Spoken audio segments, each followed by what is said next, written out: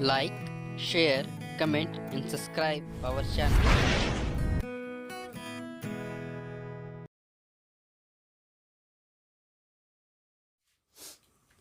Good morning class. मैं हूं सुजीत और आप देख रहे हैं स्किल प्लस। और आज का हमारा विषय है मैथमेटिक्स, जो कि क्लास 8वीं के लिए है। पिछली क्लास में हमने प्रश्नावली 1.2 के सभी प्रश्न हल किए थे, बाकी के प्रश्न आपके होमवर्क थे। और आज हम देखेंगे प्रश्नावली 1.3। 1.3 में हमारा पहला प्रश्न है कि अभाज्य गुणनखंड द्वारा वर्गमूल ज्ञात कीजिए। तो हमें ये जो संख्याएं दी हैं इसका हमें वर्गमूल ज्ञात करना है। तो आइए हम देखते हैं वर्गमूल कैसे निकालेंगे। पहला इसमें दिया हुआ है 361। 361 का हमें वर्गमूल ज्ञात करना है। तो वर्गमूल का एक निशान आता है, एक सिंबल आता है, तो वो होता है ये कुछ इस प्रकार का जो सिंबल होता है वो वर्गमूल का निशान होता है, जिसके ऊपर भी ये लग गया हो अर्थात उसका वर्गमूल निकालना है हमें। तो ये जो 361 है इसका हमें वर्गमूल निकालना है। तो हमारा जो विधि है वो अभाज्य गुणनखंड विधि द्वारा निकालना है। तो उसके लिए हमें क्या करना है कि 361 जो है 361 जो है इसका हम लघुत्तम समापवर्त्य पहले निकालेंगे।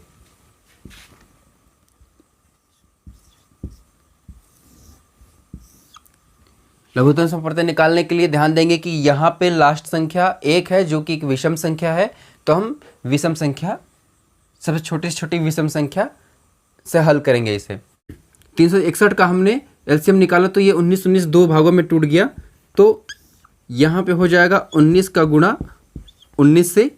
यहाँ पे ध्यान दें कि ये जोड़ी के रूप में है तो इससे एक जोड़ा बाहर निकल जाएगा। ये जो चिन्ह है ये ऊपर से हमें हटाना होता है वर्गमूल निकालने के लिए।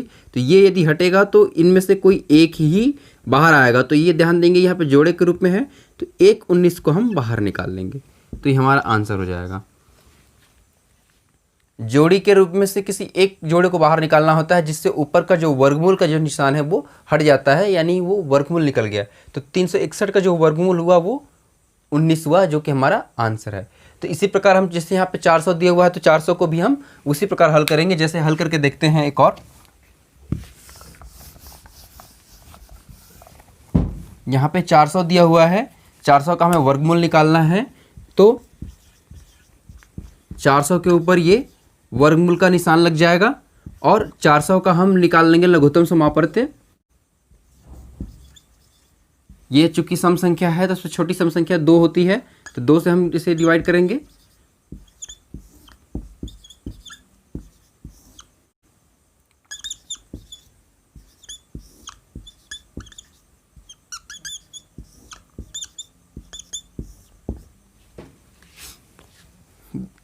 यहाँ पर देखेंगे तो ये अपने गुणनखंडों में टूट गया। तो इस वर्गमूल के नीचे हम उस गुणनखंड को सभी को लिख लेंगे।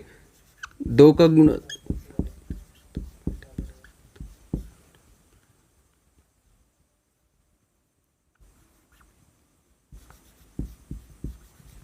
इस प्रकार से हम वर्गमूल का निशान लगा के उसके अंदर में जितने भी गुणनखंड बने हैं उसको हम लिख लेंगे और जोड़ी बनाकर उसे हम बाहर निकाल देंगे।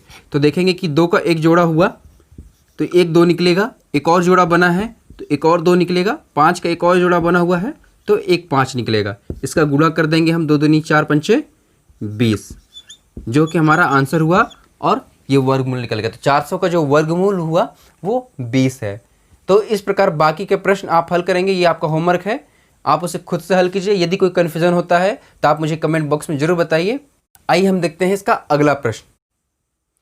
अगले प्रश्न में दिया हुआ है कि एक बालकों की टोली ने 256 आम खरीदे। एक लड़कों का ग्रुप है जो मिलकर 256 आम खरीदते हैं और आपस में बांट लिए। यदि प्रत्येक को उतने ही आम मिले जितने टोली में बालक थे तब बालकों की संख्या ज्ञात करनी है। अर्थात क्या बराबर 256। आम की जो संख्या है वो 256 आम है टोटल। अब हमें ज्ञात करना है बालकों की संख्या। माना कि बालकों की संख्या हमारे पास x है। टोली में बालकों की संख्या x है तो बालकों को उतने ही आम मिले हैं जितने बालकों की संख्या है। तो बालकों की संख्या यहाँ पे ध्यान देंगे कि x है, यानी कि एक एक व्यक्ति को x आम मिले हैं। तो x आम मिले हैं तो हो जाएगा कुल आमों की संख्या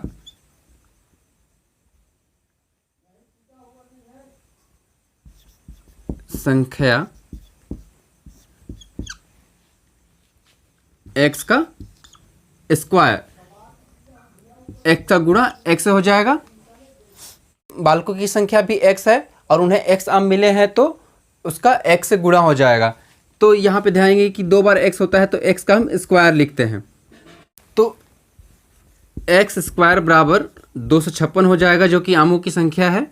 तो यहाँ पे से अगर स्क्वायर हम हटाते हैं, इधर की संख्या का अगर वर्ग हटता है तो उधर जाकर वो वर्गमूल में हो जाता है। जैसे यहाँ में कि स्क्वायर हमने हटाया तो ये 256 जो है वो वर्गमूल में आ जाएगा। इसके ऊपर ये वर्गमूल का निशान लग जाएगा, यानी कि 256 का हमें वर्गमूल निकालना है। तो 256 का वर्गमूल निकालने के लिए 256 का सबसे पहले हम लघुत्तम समापवर्ती निकालेंगे। 256 का गुणनखंड हम निकालेंगे तो ये टूट जाएगा 2 की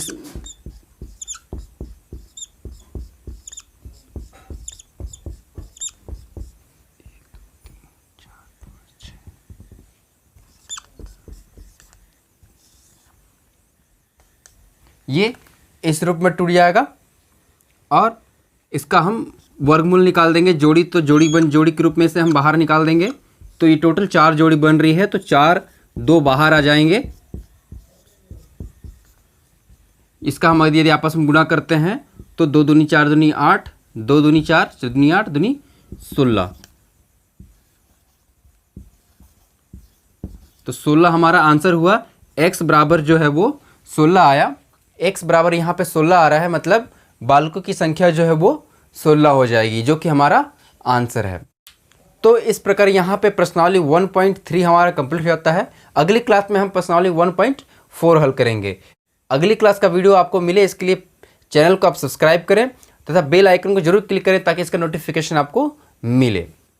Like, share, comments and subscribe your channel Skill Plus.